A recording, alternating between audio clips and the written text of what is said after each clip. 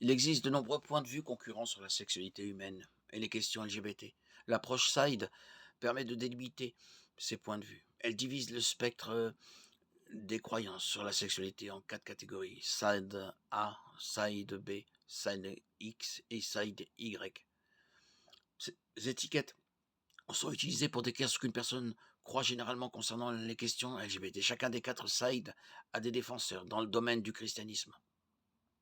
Les chrétiens du Saïd A croient que Dieu a intentionnellement créé des personnes homosexuelles avec des attirances pour le même sexe. Par conséquent, les relations homosexuelles sont bénies par Dieu. Le Saïd A est communément appelé le point de vue affirmatif. Le nombre de croyants qui adoptent cette position a augmenté au cours des dernières décennies. Il existe désormais plusieurs confessions affirmatives dirigées par des prédicateurs du Saïd A. Les défenseurs de ce Saïd affirment que les divers passages bibliques qui interdisent l'homosexualité, par exemple Lévitique 18-22, Romains 27, 1 Corinthiens 6, 9, 11, ne s'appliquent pas aux relations homosexuelles modernes. Ils soutiennent que les auteurs bibliques faisaient référence à des pratiques sexuelles anciennes ou à des rencontres non consensuelles, et non aux relations homosexuelles monogames et aimantes d'aujourd'hui. Ainsi, les chrétiens du côté A affirment que les croyants peuvent faire partie des relations homosexuelles s'ils le souhaitent, parce que ce désir est fait par Dieu et l'honore. Les croyants du côté B soutiennent que l'orientation homosexuelle n'est pas un péché, mais qu'agir selon les inclinations homosexuelles l'est. Le côté B soutient que les relations sexuelles entre personnes du même sexe sont moralement mauvaises, mais que les relations amoureuses sont différentes de sorte que les partenariats homosexuels célibataires ne sont pas nécessairement mauvais. Les personnes homosexuelles peuvent conserver leur identité sexuelle et même la célébrer tout en restant célibataires. Les partisans de cette théorie affirment que l'homosexualité n'est pas différente des autres péchés, puisqu'elle figure sur la liste des péchés et n'est pas isolée. 1 Timothée 1, 8, 11.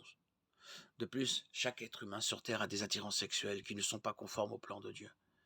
La clé est de ne pas agir sur ces attirances impies. Ainsi, les chrétiens du côté B encouragent tous les croyants à épouser un membre du sexe opposé, ou s'ils sont attirés par le même sexe, à vivre dans le célibat et à s'impliquer dans une communauté ecclésiale compréhensive. Selon les enseignants du côté X, la formulation de Lévitique 18, 22 et 23, en particulier le mot classe l'homosexualité dans la catégorie des offenses terribles. En effet, les partisans du côté X affirment que l'homosexualité était la principale raison pour laquelle Sodome et Gomorrhe ont été détruites dans Genèse 19, Jude 1, 7 et 2 Pierre 2, 6, 7. Par conséquent, les chrétiens doivent abandonner toute attirance pour le même sexe pour vraiment suivre et honorer Dieu. Nous avons tous été appelés à la sainteté et nous devons nous concentrer sur l'identité chrétienne plutôt que sur l'identité sexuelle. Tout comme Paul supprime les étiquettes d'identification dans Galates 3,28, parce que vous êtes tous un en Jésus-Christ. Ceux qui ont des inclinations homosexuelles doivent se repentir, car l'hétérosexualité est le dessein de Dieu pour tous les êtres humains. Dieu peut et change l'attirance pécheresse, et les homosexuels peuvent être guéris.